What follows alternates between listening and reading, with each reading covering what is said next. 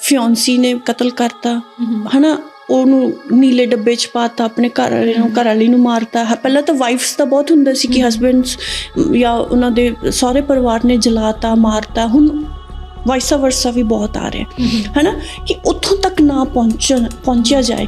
ਕੁਛ ਨਾ ਕੁਛ ਇਹ ਵੀ ਹੈ ਕਿ ਉਹ ਸੈਲਫ ਟਾਕ 'ਤੇ ਵੀ ਆਪਾਂ ਗੱਲ ਕਰੀਏ ਵੀ ਇੰਨੇ ਤੱਕ ਨਹੀਂ ਜਾਣਾ। ਜਿਹੜੀ ਆਪਣੀ ਮੈਂਟਲ ਕੰਡੀਸ਼ਨਿੰਗ ਹੈਗੀ ਆ ਇਨ ਆਰ ਸੋਸਾਇਟੀ, ਉਹ ਬਹੁਤ ਹੀ ਕੰਜ਼ਰਵੇਟਿਵ ਆ ਐਂਡ ਉਹਨੂੰ ਪੇਟਰੀਆਰਕੀ ਵੀ ਕਹਿੰਦੇ ਆ। ਐਂਡ ਉਹਦੀ ਵਜ੍ਹਾ ਦੇ ਨਾਲ ਆਪਾਂ ਨੂੰ ਇੱਕ ਪਿੰਜਰੇ ਦੀ ਤਰ੍ਹਾਂ ਫੀਲ ਹੁੰਦਾ ਵਨਸ ਵੀ ਗੈਟ ਮੈਰਿਡ, ਕਿ ਆਪਾਂ ਇੱਕ ਬਰਡ ਨੂੰ ਪਿੰਜਰੇ ਦੇ ਵਿੱਚ ਪਾਤਾ, ਐਜੂਕੇਟ ਕਰਕੇ, ਕਰੀਅਰ ਡਰਿਵਨ ਬਣਾ ਕੇ, ਐਂਬੀਸ਼ੀਅਸ ਬਣਾ ਕੇ, ਉਸ ਤੋਂ ਬਾਅਦ ਵੀ don't have any autonomy after we get married. 70% ਜਿਹੜੀ ਸਟੋਰੀ ਆ ਉਹ ਮੇਰੀ ਆਪਣੀ ਆ and that's why it resonates with other people as well, ਕਿਉਂਕਿ ਔਥੈਂਟਿਕ ਸਟੋਰੀ ਆ ਬਿਲਕੁਲ। Pari is the delusioned educated woman. ਉਹਨੂੰ ਲੱਗਦਾ ਹੈ ਕਿ if I am educated, if I am career oriented, ambitious, then world is at my feet. But as soon as she gets married, she discovers it's not. The blessing is also a curse. Yes. कि marriage तो बाद उसी ਪੈਟਰੀਆਰਕੀ ਦਾ उसी support system ਦੀ ਵਜ੍ਹਾ ਨਾਲ ਤੁਹਾਡੇ ਕੋਲ decisions ਲੈਣ ਦਾ ਕੋਈ ਹੱਕ ਨਹੀਂਗਾ। Attraction is the reality even in those dreams. ਕਿਉਂਕਿ ਅਟਰੈਕਸ਼ਨ ਦਾ ਜਿਹੜਾ ਮੈਚ ਮਿਲਣਾ ਉਹ ਜ਼ਰੂਰੀ ਆ, ਚਾਹੇ ਤੁਸੀਂ ਲਵ ਮੈਰਿਜ ਕਰੋ ਚਾਹੇ ਅਰੇਂਜ ਮੈਰਿਜ ਕਰੋ। ਜਿਹੜਾ ਪਿਆਰ ਆ ਉਹ ਪਹਿਲਾਂ ਮਾਈਂਡ ਸੈਟ ਤੋਂ ਸ਼ੁਰੂ ਹੁੰਦਾ, ਠੀਕ ਹੈ, that is the foreplay. And after that you end up in intimacy in a room, right? So ਉਹ ਜਿਹੜੀ emotional bonding ਆ ਉਹਦੇ ਲਈ attraction ਬਹੁਤ important ਆ। ਉਦੋਂ ਤੁਹਾਨੂੰ ਲੱਗਦਾ ਹੈ ਕਿ I have to look after myself. Nobody else is going to look after me. Even the most important person in life ਜਿਹਨੂੰ ਮੈਂ ਚੁਣਿਆ, ਜਿਹੜਾ ਮੇਰਾ ਡਿਸੀਜਨ ਸੀ, ਉਹ ਤੁਹਾਨੂੰ ਇੱਕ ਤਰ੍ਹਾਂ ਸ਼ੇਕ ਹੋ ਜਾਂਦੇ ਹੋ ਤੁਸੀਂ। And then you start one self doubting and secondly ਕਿ you start questioning ਕਿ ਵਾਕਈ ਮੈਂ delusional ਹਾਂ, what part of me was delusional and what part of me was impractical। ਲੇਕਿਨ ਜਦੋਂ ਤੁਹਾਡੀ ਡਿਮਾਂਡ ਸ਼ੁਰੂ ਹੋ ਜਾਂਦੀਆਂ ਨੇ ਪਾਰਟਨਰ ਦੀਆਂ, you got to be a certain way for me to be happy, ਠੀਕ ਹੈ, ਤੇ ਤੁਸੀਂ ਉਹਨੂੰ ਬਾਊਂਸ ਬੈਕ ਕਰਦੇ ਹੋ, then you got to be a certain way to make me happy। ਉਹ ਜਦੋਂ ਉਹ ਕਲੈਸ਼ ਸ਼ੁਰੂ ਹੋ ਜਾਂਦਾ ਨਾ, ਉਸ ਤੋਂ ਬਾਅਦ 'ਚ ਆਪਣੇ ਰਿਫਟ ਅਪੀਅਰ ਹੁੰਦੀ ਆ।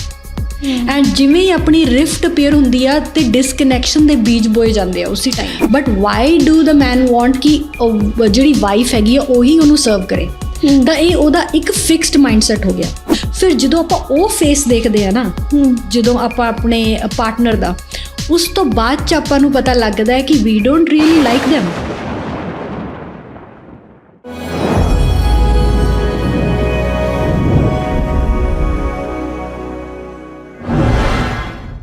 ਰੂਹਦਾਰੀਆਂ 'ਤੇ ਆਪਾਂ ਅਕਸਰ ਹੀ ਗੱਲ ਕਰਦੇ ਹਾਂ, ਰੂਹਦਾਰੀਆਂ ਦੀਆਂ, ਜਿਹਦੇ ਵਿੱਚ ਬੜੇ ਤਰ੍ਹਾਂ ਦੇ ਰਿਸ਼ਤੇ, ਨਾਤੇ, ਫਲਸਫੇ, ਵੈਲਿਊਜ਼ ਅਤੇ ਹੋਰ ਬਹੁਤ ਸਾਰੀਆਂ ਚੀਜ਼ਾਂ ਦੀ ਗੱਲ ਕਰਦੇ ਹਾਂ। ਮੇਰੇ ਖਿਆਲ ਨਾਲ ਅੱਜ ਵਾਲੀ ਕਨਵਰਸੇਸ਼ਨ ਵੀ ਬਹੁਤ ਜ਼ਰੂਰੀ ਹੈ, ਕਿਉਂਕਿ ਇਹ ਉਸ ਇੰਸਟੀਟਿਊਸ਼ਨ ਬਾਰੇ ਗੱਲ ਹੈ ਜੋ one of the ਓਲਡੈਸਟ institution in Mankind. ਇਹ ਗੱਲ ਹੈ ਜੀ ਮੈਰਿਜ ਸਿਸਟਮ ਦੀ, ਮੈਰਿਜ ਇੰਸਟੀਟਿਊਟ। ਕਿਤੇ ਨਾ ਕਿਤੇ ਬਹੁਤ ਸਾਰੇ ਪ੍ਰੋਫੈਸ਼ਨਲ ਅੱਜ ਕੱਲ੍ਹ ਦੇਖ ਰਹੇ ਨੇ ਕਿ ਇਹਦਾ ਹੁਣ ਡਾਊਨਫਾਲ ਚੱਲ ਰਿਹਾ। ਇਹ ਸਾਰੀਆਂ ਗੱਲਾਂ ਕਰਾਂਗੇ ਜੀ ਆਪਾਂ ਆਪਣੇ ਅੱਜ ਦੇ ਮਹਿਮਾਨ ਜੋ ਕਿ ਰੂਹਦਾਰੀਆਂ ਦੇ ਸਟੂਡੀਓ ਦੇ ਵਿੱਚ ਪਹੁੰਚੇ ਹੋਏ ਨੇ, ਹਰਵਿੰਦਰ ਜੈਨ।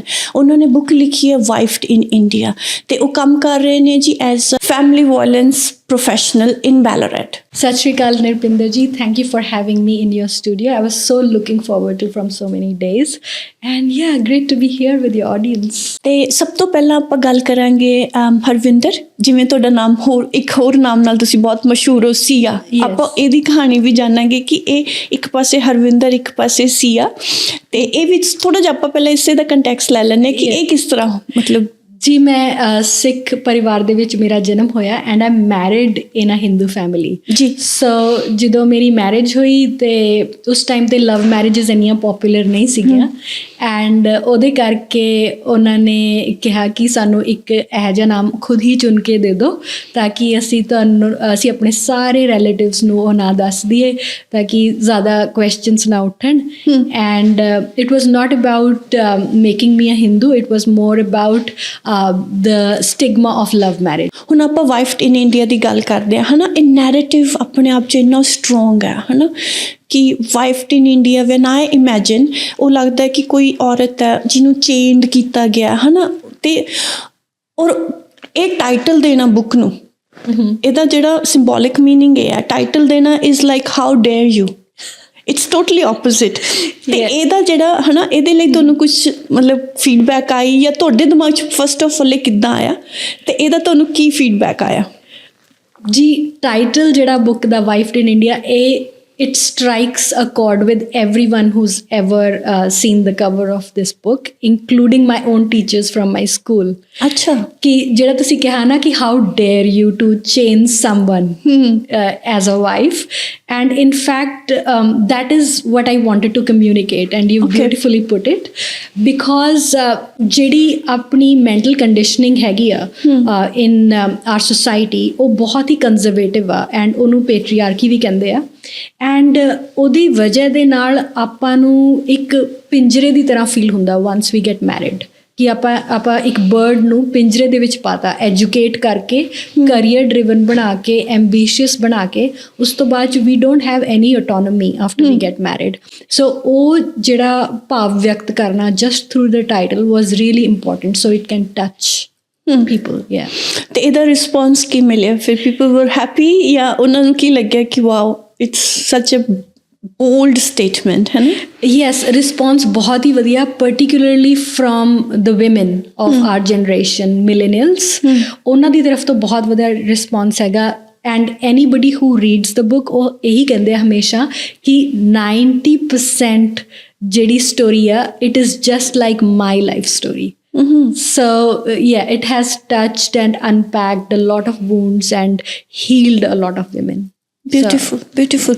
ਤੇ ਇਹ ਜਿਹੜੀ ਸਟੋਰੀ ਦਾ ਜ਼ਿਕਰ ਕੀਤਾ ਤੁਸੀਂ, ਇਹ ਜ਼ਿਆਦਾ ਤੁਹਾਡੀ ਪਰਸਨਲ ਆ ਕਿ ਤੁਸੀਂ ਸਰਾਊਂਡਿੰਗ ਤੋਂ ਕੀਤੀ, ਜਾਂ ਐਕਸਪੈਰੀਮੈਂਟਲ ਸੀ, ਜਾਂ ਕਿਸ ਤਰ੍ਹਾਂ ਸੀਗਾ? ਮਤਲਬ ਜੀ ਡੈਫੀਨੇਟਲੀ 70% ਜਿਹੜੀ ਸਟੋਰੀ ਆ ਉਹ ਮੇਰੀ ਆਪਣੀ ਆ, and that's why it resonates with other people as well, ਕਿਉਂਕਿ ਔਥੈਂਟਿਕ ਸਟੋਰੀ ਆ ਬਿਲਕੁਲ।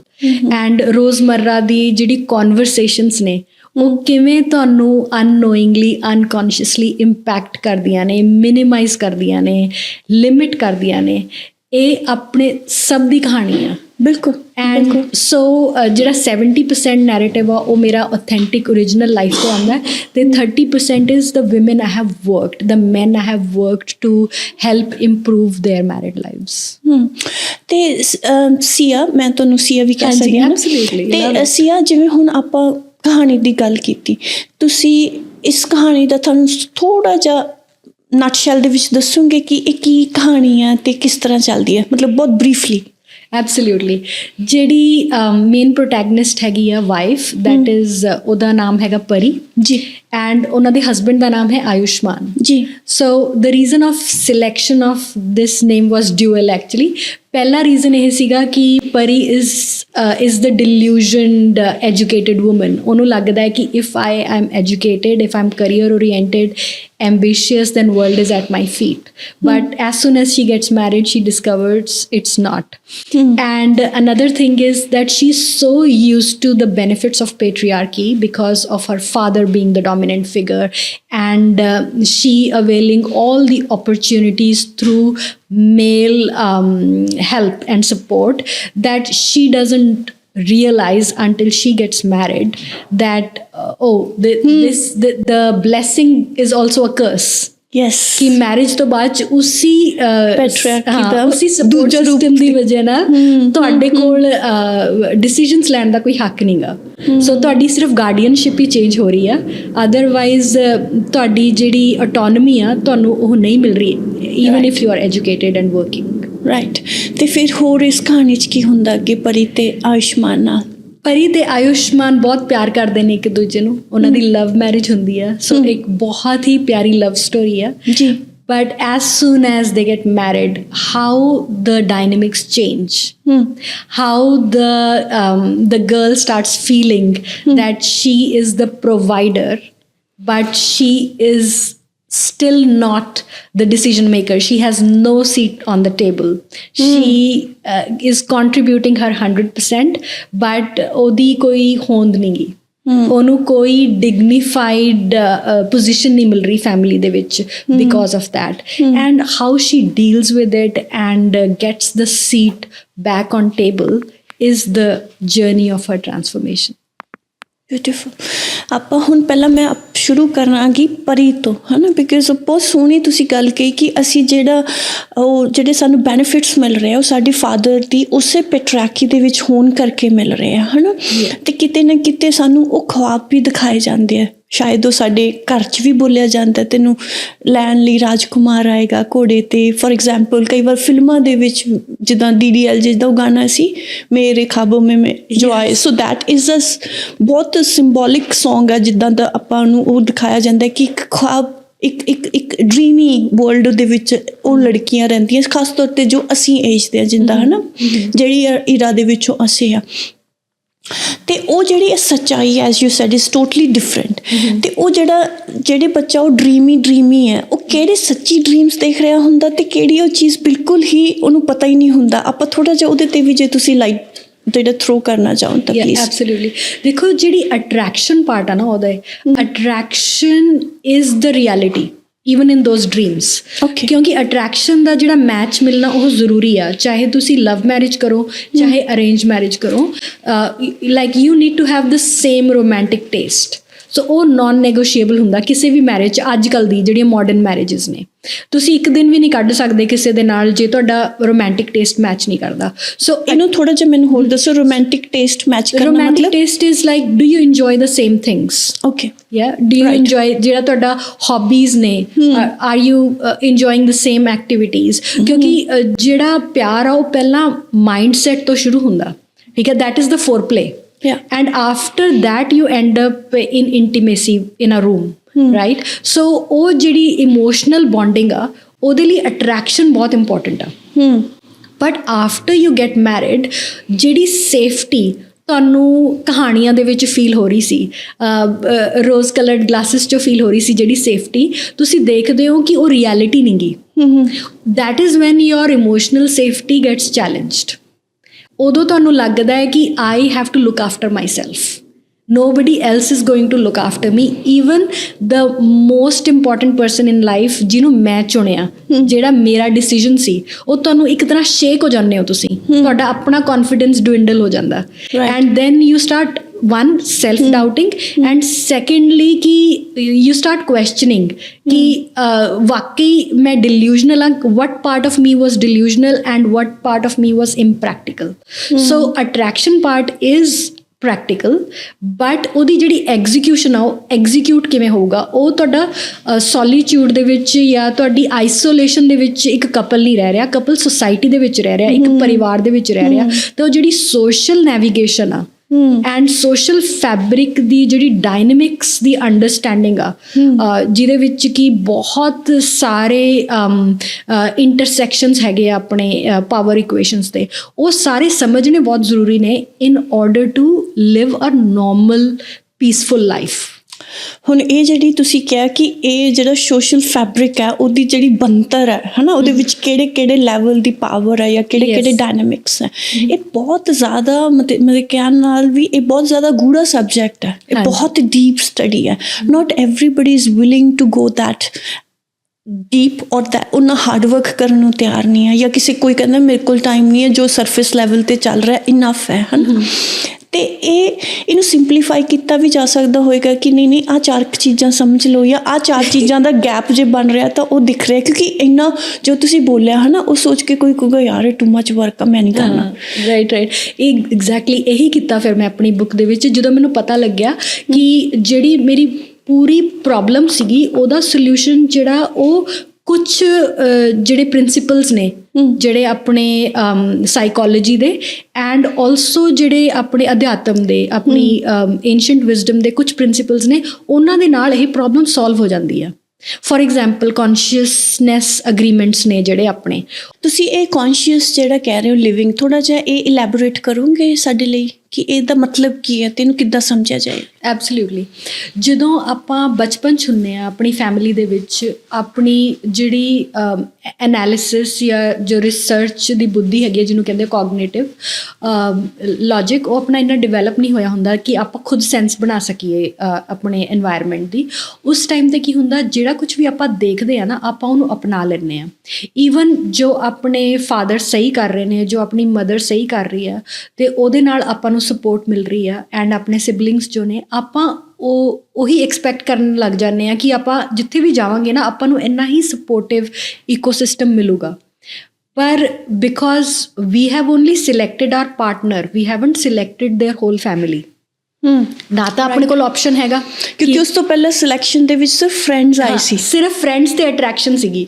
ਠੀਕ ਹੈ, ਆਪਾਂ ਰੋਮਾਂਟਿਕ ਬੇਸਿਸ ਤੇ ਅਟਰੈਕਸ਼ਨ ਜਿਹੜੀ ਫਾਈਨਲਾਈਜ਼ ਕੀਤੀ ਆ, ਉਸੀ ਲੈਵਲ ਤੇ ਆਪਾਂ ਸੋਚ ਕੇ ਵਿਆਹ ਕਰ ਰਹੇ ਹਾਂ।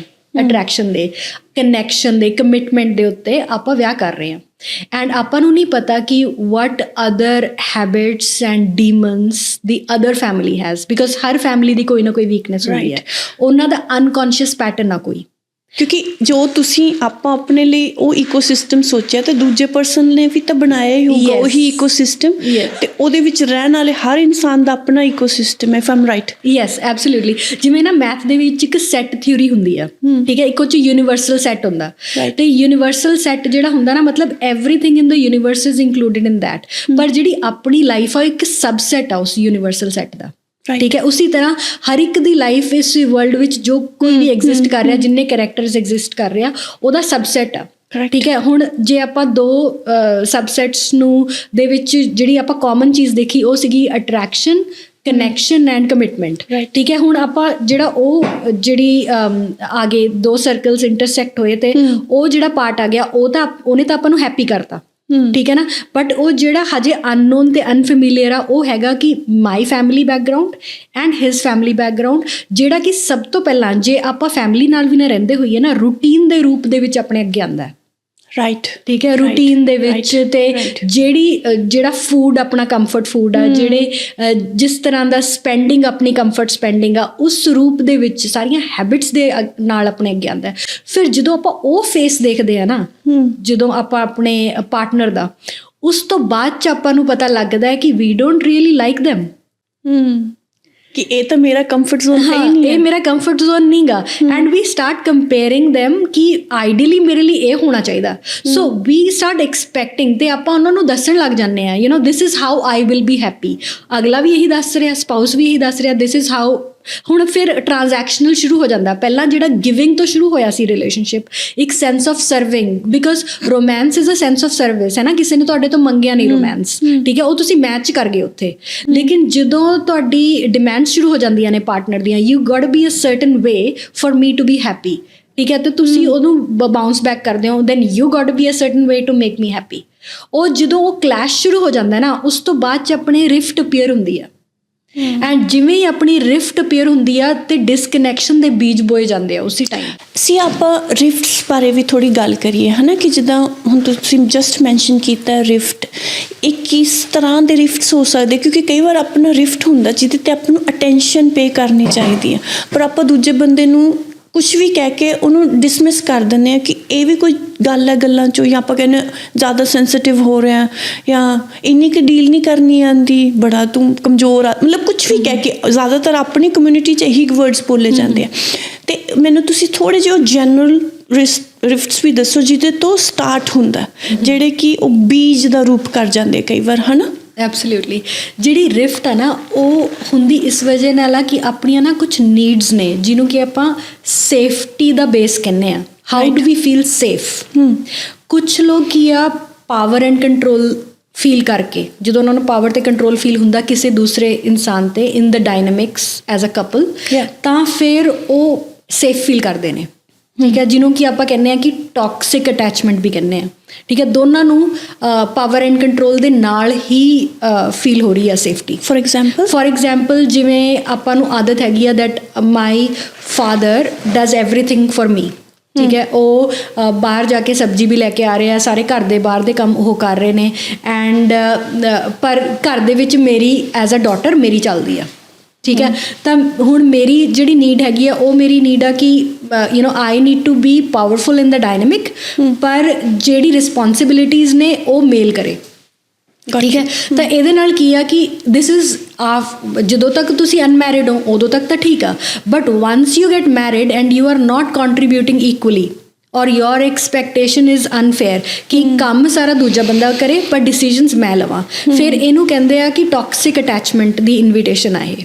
ਕਿਉਂਕਿ ਜਦੋਂ when it is between a father and daughter, it's a different dynamic. There is a different kind of connection in love. But when it comes to spouse, ਉਹਦੇ ਵਿੱਚ ਕੀ ਹੋਏਗਾ, the man will say ਕਿ ਜਦ ਮੈਂ ਸਾਰੇ ਕੰਮ ਕਰ ਰਿਹਾ ਘਰ ਦੇ ਬਾਹਰ ਦੇ ਪ੍ਰੋਵਾਈਡਿੰਗ ਐਂਡ ਪ੍ਰੋਟੈਕਟਿੰਗ ਦੇ, ਤਾਂ ਫਿਰ ਤੂੰ ਕਿਉਂ ਡਿਸੀਜਨ ਲਏਂਗੀ? ਠੀਕ ਹੈ, this is an invitation to a toxic attachment. ਠੀਕ ਹੈ, ਤਾਂ ਉਹ ਦੋਨਾਂ ਦੀਆਂ ਨੀਡਸ ਹੋ ਸਕਦੀਆਂ ਨੇ, and both of them wood B totally confused ਕਿ ਆਪਣੇ ਵਿੱਚ ਇਹ ਰਿਫਟ ਪੈਦਾ ਕਿਉਂ ਹੋ ਰਹੀ ਹੈ। ਠੀਕ ਹੈ, although we are equally earning and they are not aware of this. They are not aware of this. ਤੇ ਇਹ ਪਾਵਰ ਐਂਡ ਕੰਟਰੋਲ ਦਾ ਜਿਹੜਾ ਡਾਇਨਾਮਿਕਸ ਹੈ ਇਹ ਕਾਫੀ ਟੌਕਸਿਕ ਹੁੰਦਾ। ਠੀਕ ਹੈ, ਬਿਕਾਜ਼ ਵਾਈਫ ਨੂੰ ਆਦਤ ਨਹੀਂ ਗੀ ਇੰਡੀਪੈਂਡੈਂਟ ਰਹਿਣ ਦੀ, ਪਰ ਡਿਸੀਜਨਸ ਲੈਣ ਦੀ ਆਦਤ ਆ, ਅਤੇ ਜਿਹੜਾ ਹਸਬੈਂਡ ਹੈਗਾ ਉਹਨੂੰ ਆਦਤ ਹੈਗੀ ਆ ਪ੍ਰੋਵਾਈਡਿੰਗ ਐਂਡ ਪ੍ਰੋਟੈਕਟਿੰਗ ਦੀ, ਅਤੇ ਇਹ ਵੀ ਆਦਤ ਆ ਵੀ ਡਿਸੀਜਨਸ ਵੀ ਮੈਂ ਲਊਂਗਾ। ਫਿਰ ਉੱਥੇ ਉਹਨਾਂ ਦੇ ਕਲੈਸ਼ਿਸ ਹੋ ਰਹੇ ਆ। Other than this, other reasons could be care and connection। ਠੀਕ ਹੈ, ਜਿਵੇਂ ਜਿਹੜਾ ਹਸਬੈਂਡ ਆ, ਠੀਕ ਹੈ, he is been looked after by his mother. ਠੀਕ ਹੈ, ਉਹਦੀਆਂ ਨੀਡਸ ਉਹਦੇ ਮਦਰ ਤੋਂ ਲੁਕਡ ਆਫਟਰ ਨੇ, ਬਟ ਹੁਣ ਜਦੋਂ ਵਾਈਫ ਆਈ ਆ, wife has also been looked after by her mother. ਠੀਕ ਹੈ, ਹੁਣ both are competing for care and connection. ਠੀਕ ਹੈ, from each other, from ਤੂੰ ਮੈਨੂੰ ਮੇਰੇ ਨਾਲ ਲਾਡ ਲੜਾ, ਉਹ ਕਹਿੰਦਾ ਤੂੰ ਮੇਰੇ ਨਾਲ ਲਾਡ ਲੜਾ। ਠੀਕ ਹੈ, ਉਹਨਾਂ ਦੀ ਦੋਨਾਂ ਦੀ ਜਿਹੜੀ ਸੇਫਟੀ ਆ ਉਹ ਲਾਡਾਂ 'ਤੇ ਹੀ ਬੇਸਡ ਆ। ਠੀਕ ਹੈ, ਉੱਥੇ ਉਹਨਾਂ ਨੂੰ ਇਨਵੈਲੀਡੇਸ਼ਨ ਹੋਣੀ ਸ਼ੁਰੂ ਹੋ ਜੂਗੀ, ਉੱਥੇ ਰਿਫਟ ਆ ਗਈ। ਜਿਹੜਾ ਆਪਣਾ ਤੀਸਰਾ ਹੈਗਾ ਸੇਫਟੀ ਦੇ ਨਾਲ ਰਿਲੇਟਿਡ, ਉਹ ਹੈਗਾ ਆਪਣਾ ਰੂਟੀਨ ਜੀ। ਠੀਕ ਹੈ, ਕਿ ਜਿਹੜਾ ਰੂਟੀਨ ਆਪਾਂ ਘਰ ਫੋਲੋ ਕਰਦੇ ਸੀਗੇ, ਠੀਕ ਹੈ, ਕਿ ਉਹੀ ਰੂਟੀਨ ਜਦੋਂ ਆਪਾਂ ਇੱਕ ਮੈਰਿਡ ਹੋਮ ਦੇ ਵਿੱਚ ਆ ਗਏ, ਚਾਹੇ ਉਹ ਲੜਕੇ ਦਾ ਘਰ ਹੋਵੇ ਜਿਹਦੇ ਵਿੱਚ ਆਪਾਂ ਮੈਰਿਡ ਹੋ ਕੇ ਆਏ ਹਾਂ, ਜਾਂ ਫਿਰ ਆਪਣੇ ਦੋਨਾਂ ਦਾ ਇੱਕ ਰੈਂਟਡ ਪਲੇਸ ਆ ਜੀ, ਜਿਹੜਾ ਕਿ ਆਪਣਾ ਮੈਰਿਡ ਹੋਮ ਆ, ਅਤੇ ਉਹਦੇ ਵਿੱਚ ਹੁਣ ਕਿਹਦਾ ਰੂਟੀਨ ਚੱਲੂਗਾ? ਠੀਕ ਹੈ ਨਾ, ਅਤੇ do we have a shared routine? ਕਿ ਆਪਾਂ ਉਹਦੇ ਬਾਰੇ ਡਿਸਕਸ ਕੀਤਾ। ਐਂਡ ਮੋਸਟਲੀ ਕੀ ਆ, ਜਦੋਂ ਤੁਹਾਡਾ ਰੋਮੈਂਟਿਕ ਟਾਈਮ ਹੁੰਦਾ, ਤੁਸੀਂ ਇਹਨਾਂ ਚੀਜ਼ਾਂ ਦੇ ਉੱਪਰ ਨਹੀਂ ਜਾਂਦੇ ਬਿਲਕੁਲ। ਠੀਕ ਹੈ, ਤਾਂ ਤੁਸੀਂ ਨਹੀਂ ਡਿਸਕਸ ਕਰਦੇ ਕਿ ਜਿਹੜਾ ਰੂਟੀਨ ਆ, ਜਿਹੜੀ ਬਜਟਿੰਗ ਆ, ਜਿਹੜੀ ਵੈਲਥ ਮੈਨੇਜਮੈਂਟ ਆ, ਉਹ ਕਿਸ ਤਰ੍ਹਾਂ ਹੋਊਗੀ। ਅਤੇ ਉੱਥੇ ਆ ਕੇ ਫਿਰ ਆਪਣੇ ਅੰਦਰ ਰਿਫਟ ਹੋ ਜਾਂਦੀ ਆ। ਹੁਣ ਜਿਹੜਾ ਈਕੋਸਿਸਟਮ ਆ, ਨਾ ਤਾਂ ਫੈਮਿਲੀਜ਼ ਇਨਵੋਲਵਡ ਨੇ, ਠੀਕ ਹੈ, ਨਾ ਆਪਾਂ ਇੱਕ ਦੂਜੇ ਨਾਲ ਕਿਸੇ ਵੀ ਚੀਜ਼ 'ਤੇ ਕੰਪੀਟ ਕਰ ਰਹੇ ਹਾਂ। We are giving to each other, but still we are attach to those atomic habits, those routines, ਜਿਹੜੇ ਕਿ by virtue of being the child of the people we are ਆਪਣੇ ਵਿੱਚ ਆਉਂਦੇ ਆ, and we are unconscious about it. ਔਰ ਉਹ ਜਿਹੜੇ ਵੀ ਜਦੋਂ ਵੀ ਮੈਰਿਜ ਹੁੰਦੀ ਹੈ, ਮੇਰੇ ਖਿਆਲ ਨਾਲ 20 ਹੁਣ ਤਾਂ 25-30 ਸਾਲ ਤੋਂ ਵੀ ਉੱਪਰ ਹੋ ਜਾਂਦੇ ਆ, ਉਹ ਜਿਹੜੇ 30 years ਦਾ ਪਰਸਨ ਤੁਸੀਂ ਬਣ ਚੁੱਕੇ ਹੋ, ਵਾਇਰਿੰਗ ਹੋ ਚੁੱਕੀ ਹੈ। ਹਾਂ, ਐਜ਼ ਅ ਇੰਡੀਵਿਜੂਅਲ ਤੁਹਾਡੀਆਂ ਡੂਜ਼ ਐਂਡ ਡੋਂਟਸ ਬਣ ਚੁੱਕੀ ਆ, ਹੈ ਨਾ। ਉਹ ਕਈ ਵਾਰ ਇੰਨੇ ਸਟਰੋਂਗ ਹੋ ਜਾਂਦੇ ਕਿ ਆਪਾਂ ਨੂੰ ਪਤਾ ਹੀ ਨਹੀਂ ਚੱਲਦਾ ਕਿ ਉਹ ਕਿਸੇ ਹੋਰ ਲਈ ਪ੍ਰੋਬਲਮ ਵੀ ਕਰ ਸਕਦੇ। ਉਹਨੂੰ ਲੱਗਦਾ ਵੀ ਇਹ ਤਾਂ ਇੰਨਾ ਸਹੀ ਹੈ, ਮੈਂ ਤਾਂ ਇੰਨਾ ਗੁੱਡ ਪਰਸਨ ਹੈ, ਤਾਂ ਹੋਈ, ਕਿਉਂਕਿ everybody is perfect in their own eyes. And it's like ਆਪਣਾ ਇੱਕ ਫਿਕਸਡ ਮਾਈਂਡਸੈਟ ਬਣ ਜਾਂਦਾ। ਤੇ ਇਹਦੇ ਉੱਪਰ ਨਾ ਜੈਨਿਜ਼ਮ ਦੇ ਵਿੱਚ ਨਾ ਇੱਕ ਬੜੀ ਪਿਆਰੀ ਸਟੋਰੀ ਆ, ਜਿਹੜੀ ਮੈਂ ਬਹੁਤ ਸਮਰੀ 'ਚ ਸੁਣਾਉਂਗੀ, and that is story of an elephant. ਠੀਕ ਹੈ, ਵੀ 4-5 ਅੰਨੇ ਬੰਦੇ ਹੁੰਦੇ ਆ, ਉਹਨਾਂ ਦੇ ਸਾਹਮਣੇ ਇੱਕ ਐਲੀਫੈਂਟ ਲਿਆਇਆ ਜਾਂਦਾ, ਵੀ ਤੁਸੀਂ ਦੱਸੋ ਕਿ ਇਹ ਕੀ ਚੀਜ਼ ਆ। ਠੀਕ ਹੈ, ਹੁਣ ਉਹਨਾਂ ਨੇ they are blind, they haven't seen an elephant, so what they the only way they can interpret that is by touching। ਠੀਕ ਹੈ, ਹੁਣ ਐਲੀਫੈਂਟ ਇੰਨਾ ਵੱਡਾ ਹੈਗਾ ਕਿ ਉਹ ਹਿਊਮਨ ਉਹ ਕਿੰਨੇ ਆਪਣੇ ਹੱਥ ਫੈਲਾ ਲੂਗਾ, ਹੈ ਨਾ, ਉਹਨੂੰ ਟੱਚ ਕਰਨ ਲਈ। ਤਾਂ ਉਹ ਕੀ ਜਿੱਥੇ ਜਿੱਥੇ ਉਹ ਖੜੇ ਨੇ, ਉੱਥੇ ਉੱਥੇ ਜਿਹੜਾ ਪਾਰਟ ਦਿਖਦਾ, ਕੋਈ ਸੁੰਡ ਨੂੰ ਟੱਚ ਕਰਦਾ ਹੈ, ਉਹ ਕਹਿੰਦੇ ਤਾਂ ਲਾਈਕ ਸਨੇਕ ਆ। ਕੋਈ ਉਹਦਾ ਲੱਤ ਟੱਚ ਕਰਦਾ, ਉਹ ਕਹਿੰਦੇ ਇਹ ਤਾਂ ਲਾਈਕ ਪਿਲਰ ਆ। ਠੀਕ ਹੈ, ਕੋਈ ਪੂੰਛ ਟੱਚ ਕਰਦਾ, ਉਹ ਕੁਛ ਹੋਰ ਕਹਿੰਦਾ। ਤੇ ਇਸ ਤਰ੍ਹਾਂ ਕਰਕੇ ਹਰ ਇੱਕ ਆਪਣਾ ਆਪਣਾ ਆਈਡੀਆ ਬਣਾ ਲੈਂਦਾ ਹੈ ਉਹਦੇ ਉੱਤੇ, and then all of them start fighting with each other ਕਿ ਨਹੀਂ ਵੀ ਐਲੀਫੈਂਟ ਮੇਰਾ ਨੈਰੇਟਿਵ ਠੀਕ ਹੈ, ਹਾਂ ਮੇਰਾ ਨੈਰੇਟਿਵ ਠੀਕ ਹੈ ਮੇਰਾ। ਤਾਂ ਉਹ ਇਹਨੂੰ ਕਹਿੰਦੇ ਫਿਕਸਡ ਮਾਈਂਡਸੈਟ। ਠੀਕ ਹੈ, ਵੀ ਆਪਾਂ ਪੂਰੀ ਪਿਕਚਰ ਨਹੀਂ ਦੇਖ ਪਾ ਰਹੇ। ਠੀਕ ਹੈ, ਆਪਾਂ ਦੂਜੇ ਦਾ ਵੈਂਟੇਜ ਪੁਆਇੰਟ 'ਤੇ ਜਾ ਕੇ ਤਾਂ ਦੇਖ ਹੀ ਨਹੀਂ ਪਾ ਰਹੇ ਕਿ ਉਹਦੇ ਵੈਂਟੇਜ ਪੁਆਇੰਟ ਤੋਂ ਲਾਈਫ ਕਿਹੋ ਜਿਹੀ ਦਿਸਦੀ ਆ। And that is when rift becomes unsolvable. ਜਦੋਂ ਆਪਾਂ ਫਿਕਸਡ ਮਾਈਂਡਸੈਟ ਦੇ ਹੁੰਦੇ ਆ, ਤਾਂ ਸਭ ਤੋਂ ਪਹਿਲੀ ਜਿਹੜੀ ਆਪਾਂ ਨੂੰ ਵਰਚੂ ਕਲਟੀਵੇਟ ਕਰਨੀ ਪੈਂਦੀ ਹੈ ਐਜ਼ ਅ ਹਿਊਮਨ ਬੀਇੰਗ, ਉਹ ਹੁੰਦੀ ਹੈ empathy. And by empathy I mean trying to know other person's story, being curious about where they are coming from, ਉਹਨਾਂ ਦੀਆਂ ਜਿਹੜੀਆਂ beliefs ਨੇ ਉਹ ਕਿਉਂ ਨੇ ਇਸ ਤਰ੍ਹਾਂ, ਕਿਉਂ ਉਹ ਚਾਹੁੰਦੇ ਨੇ ਕਿ when I am eating food on the table, why the man wants his wife to watch his plate, and serve him roti. ਹਾਲਾਂਕਿ ਉਹ ਹੌਟ ਬਾਕਸ ਚੋਂ ਜਿਹੜਾ ਰੋਟੀ ਬਾਕਸ ਆ ਉਸ ਚੋਂ ਵੀ ਕੱਢ ਕੇ ਲੈ ਸਕਦਾ ਹੈ, but why do the man want ਕਿ ਜਿਹੜੀ ਵਾਈਫ ਹੈਗੀ ਆ ਉਹੀ ਉਹਨੂੰ ਸਰਵ ਕਰੇ? ਤਾਂ ਇਹ ਉਹਦਾ ਇੱਕ ਫਿਕਸਡ ਮਾਈਂਡਸੈਟ ਹੋ ਗਿਆ, ਠੀਕ ਹੈ। He doesn't know any other way of respect from a female, ਠੀਕ ਹੈ। ਤੇ ਇਹਦੇ ਕਰਕੇ ਉਹ ਜਿਹੜੀ ਰਿਫਟ ਹੈਗੀ ਆ ਉਹ ਮਿਸਅੰਡਰਸਟੈਂਡਿੰਗ ਉਹਨੂੰ ਵਾਟਰ ਕਰਦੀ ਆ। ਜਦੋਂ ਆਪਾਂ ਐਮਪੈਥੀ ਨਹੀਂ ਸ਼ੋ ਕਰਦੇ, ਕਿਊਰੀਅਸ ਨਹੀਂ ਹੁੰਦੇ wear the other person is coming from, ਤਾਂ ਕੰਪੈਸ਼ਨ ਕਿਤੇ ਆ ਹੀ ਨਹੀਂ ਸਕਦਾ। ਤਾਂ ਉਹ ਜਿਹੜਾ ਤੁਹਾਡੀ ਵੀਡ ਆ ਨਾ ਉਹੀ ਵਾਟਰ ਹੁੰਦੀ ਰਹੂਗੀ। ਕਿਉਂਕਿ ਜਦੋਂ ਤੁਸੀਂ ਆਪਾਂ ਇਸ ਤੋਂ ਪਹਿਲਾਂ ਮੈਂ ਅੱਗੇ ਚੱਲਾਂ, ਆਪਾਂ ਇਸੇ ਚੀਜ਼ ਨੂੰ ਇੱਥੇ ਰਿਜ਼ੋਲਵ ਕਰਨ ਬਾਰੇ ਵੀ ਦੱਸਦੇ ਜਾਈਏ, ਹੈ ਨਾ। ਹੁਣ ਮੈਂ ਤੁਹਾਡੇ ਤੋਂ ਇਹ ਵੀ ਜਾਣਨਾ ਚਾਹਾਂਗੀ, ਫਰਜ਼ ਕਰੋ ਜਿਹੜੀ ਤੁਸੀਂ ਐਗਜ਼ਾਮਪਲ ਦਿੱਤੀ ਹੈ ਕਿ ਉਹ ਆਦਮੀ ਨੂੰ ਆਦਤ ਨਹੀਂ ਹੈ ਕਿ ਆਪੇ ਰੋਟੀ ਡੱਬੇ 'ਚੋਂ ਕੱਢ ਕੇ ਆਪਣੀ ਪਲੇਟ 'ਚ ਰੱਖ ਲੇ, ਉਹ ਵਾਈਫ ਨੂੰ ਦੇਣੀ ਪੈ ਰਹੀ ਹੈ। ਹੁਣ wife has develop that compassion ਕਿ ਓਕੇ ਇਹਨੂੰ ਹਮੇਸ਼ਾ ਇਹਦੇ ਪਰਿਵਾਰ ਦੇ ਵਿੱਚ ਆਹੀ ਸਿਨੈਰੀਓ ਰਿਹਾ, ਹਾਊਐਵਰ ਇਹ ਮੇਰੇ ਪਰਿਵਾਰ ਦਾ ਸਿਨੈਰੀਓ ਨਹੀਂ ਸੀ। ਫॉर ਐਗਜ਼ਾਮਪਲ ਮੈਂ ਹਾਈਪੋਥੈਟਿਕਲੀ ਚੱਲ ਰਿਹਾ ਹੈ ਨਾ। ਹੁਣ ਕੰਪੈਸ਼ਨ ਹੈ, ਅੰਡਰਸਟੈਂਡਿੰਗ ਆ ਗਈ, ਹੁਣ ਇਹਨੂੰ ਬ੍ਰਿਜ ਕਰਕੇ ਕਾਮਨ ਜਗ੍ਹਾ ਤੇ ਕਿਵੇਂ ਲੈ ਕੇ ਆਈਏ?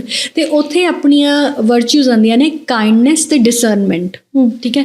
ਤੇ ਕਾਈਂਡਨੈਸ ਦੇ ਨਾਲ ਇਹ ਹੈ ਕਿ ਜਿਹੜਾ ਤੁਹਾਡਾ ਐਕਸ਼ਨ ਚੂਜ਼ ਕਰੋਗੇ, ਠੀਕ ਹੈ। ਹੁਣ ਕਿਉਂਕਿ ਆਪਾਂ ਨੂੰ ਪਤਾ ਲੱਗ ਗਿਆ ਦਿਸ person is product of his environment, so this person who I loved is different from the product his so the ਉਹਦੀ ਜਿਹੜੀ humanity ਆ it is different from the product the environment has created, ਠੀਕ ਹੈ।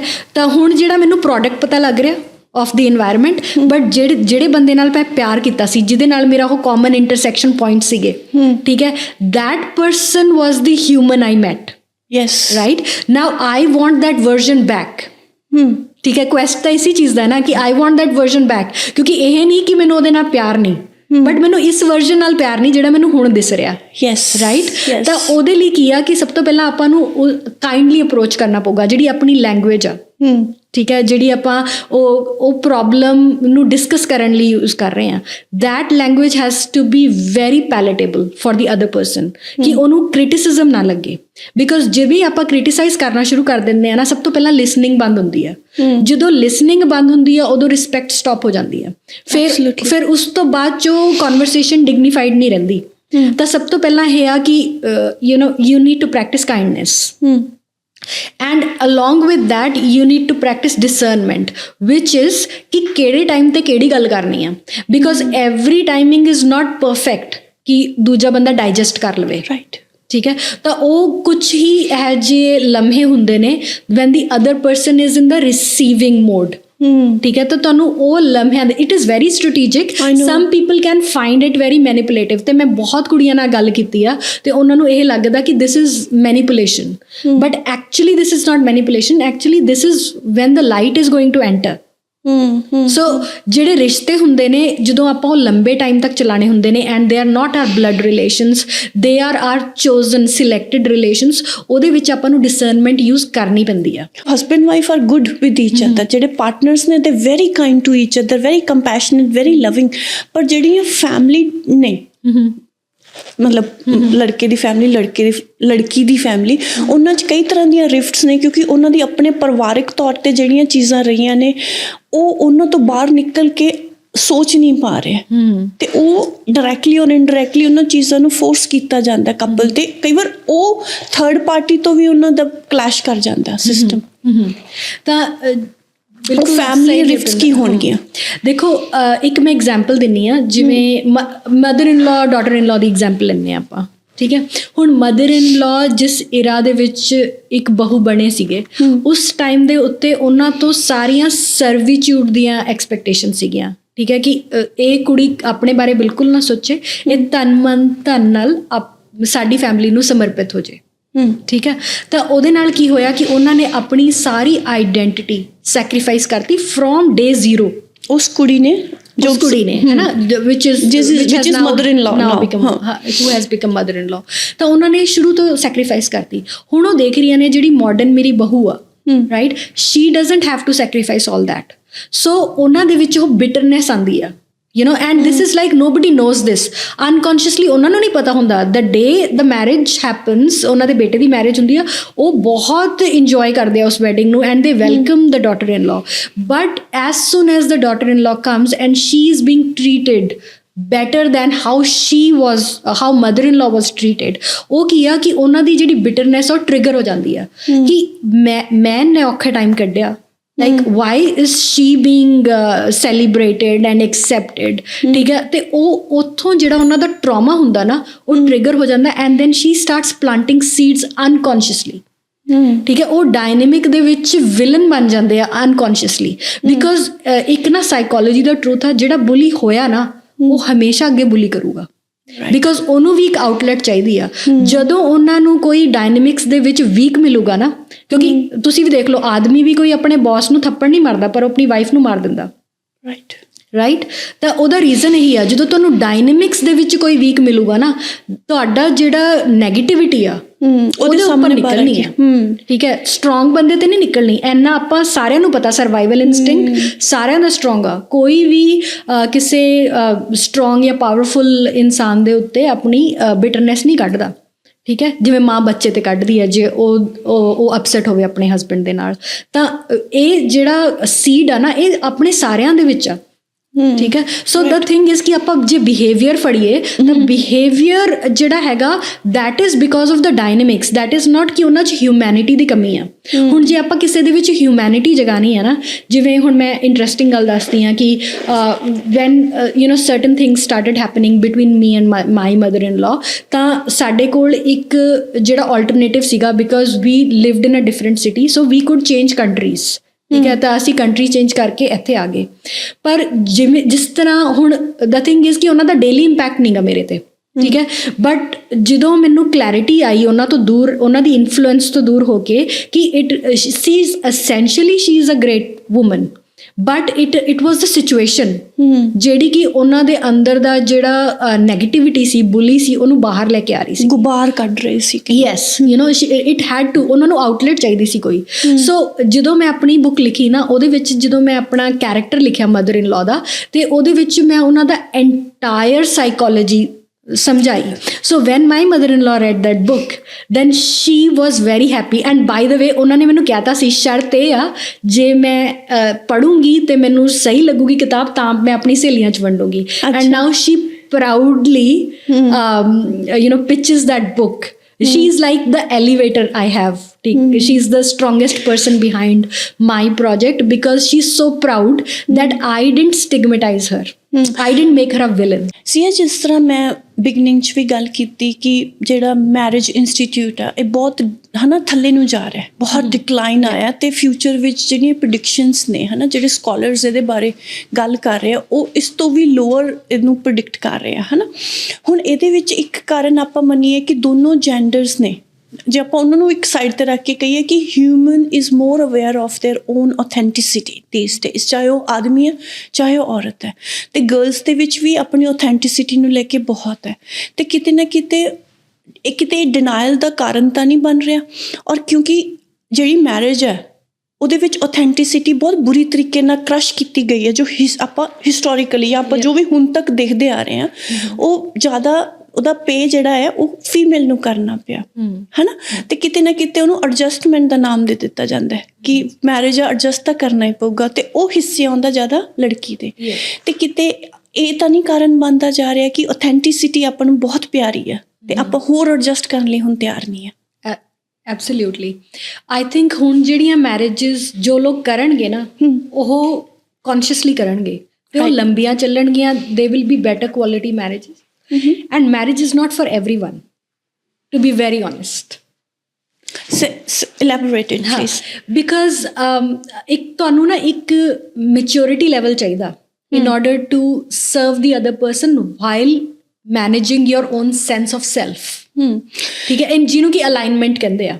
Right ਠੀਕ ਹੈ, ਕਿ ਤੁਸੀਂ ਉਹਨਾਂ ਦਾ ਪੱਖ ਵੀ ਸਮਝ ਸਕੋ। So you have empathy, you have compassion, ਤੁਸੀਂ ਉਹਨਾਂ ਦੇ ਨਾਲ ਸਹਾਨੁਭੂਤੀ ਰੱਖ ਸਕਦੇ ਹੋ ਕਿ you no they have gone through certain kind of childhood and that's given them wounds and you can see those wounds and you can be kind to them and you know what time to talk to them। ਤੇ ਇਹ ਜਿਹੜਾ ਆਪਣੇ ਜੇ ਆਪਾਂ consciousness level ਦੇ ਉੱਪਰ ਗੱਲ ਕਰੀਏ ਤੇ ਇਹ ਆਪਣਾ almost top most consciousness level ਆ। ਤਾਂ ਜਿਹੜੀ ਮੈਰਿਜ ਚੱਲ ਸਕਦੀ ਹੈ ਨਾ, ਐਕਚੁਅਲੀ ਬਾਕੀ ਲੋਕਾਂ ਦੀਆਂ ਤਾਂ ਐਵੇਂ ਹੀ ਹੋਈ ਜਾ ਰਹੀਆਂ ਨੇ marriages, because just they are attracted and ਆਪਾਂ ਉਹਨੂੰ ਲੀਗਲਾਈਜ਼ ਕਰ ਦਈਏ so they can be together and then they have children, ਤੇ ਉਹ ਸਭ ਕੁਝ ਬਰਬਾਦ ਕਰ ਦਿੰਦੇ ਆ because the children are also not becoming good citizens, ਕਿਉਂਕਿ ਉਹਨਾਂ ਦੇ ਅੱਗੇ ਐਗਜ਼ਾਮਪਲ ਨਹੀਂ, ਗੁੱਡ ਰੋਲ ਮਾਡਲਸ ਨਹੀਂ ਗੇ। ਤਾਂ ਹੁਣ ਜਿਹੜੀਆਂ ਕਿਉਂਕਿ ਮੈਰਿਜਸ ਹੋ ਰਹੀਆਂ as a social norm, because ਇਹ ਹੁੰਦਾ ਆ ਰਿਹਾ ਤੇ ਇਦਾਂ ਹੀ ਕਰਦੇ ਰਹੋ, ਰਾਈਟ। ਪਰ ਹੁਣ ਕੀ ਆ, ਹੁਣ ਲੀਗਲਾਈਜ਼ ਹੋ ਰਿਹਾ ਕਿ you can be de facto, you can live in and not having children is not stigma, so which is really good for the institution of marriage। ਹੁਣ ਜਿਹੜੇ ਲੋਕ ਮੈਰਿਜ ਕਰਨਗੇ ਉਹ ਰਿਸਪੌਂਸਿਬਲੀ ਕਰਨਗੇ, ਕੌਨਸ਼ੀਅਸਲੀ ਕਰਨਗੇ and they will lead better quality lives। ਤਾਂ ਮਤਲਬ ਸਾਰਿਆਂ ਨੂੰ ਉਹ ਮਿਲ ਰਿਹਾ ਜੋ ਉਹ ਚਾਹੁੰਦੇ ਆ। So anybody is not pushed, so any woman who doesn't want to be a mother, she's not pushed to have children.